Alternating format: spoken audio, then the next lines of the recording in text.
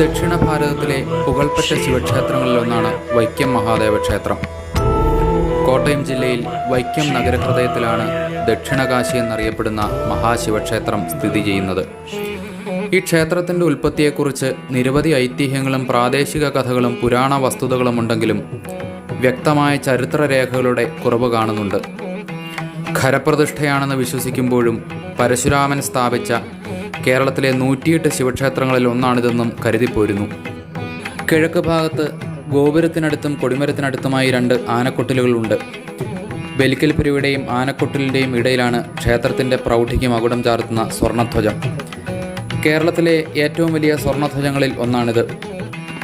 കൊടിമരത്തിനടുത്തുള്ള ആനക്കൊട്ടിലിൽ നിന്നും നേരെ കയറുന്നത് വലിയ ബലിക്കൽപുരയിലേക്കാണ്. മുഴുവനും കരിങ്കല്ലിൽ നിർമ്മിച്ച വലിയ ബലിക്കല്ലും ബലിക്കൽപുരയും അനാദൃശമായ കാഴ്ചയാണ്.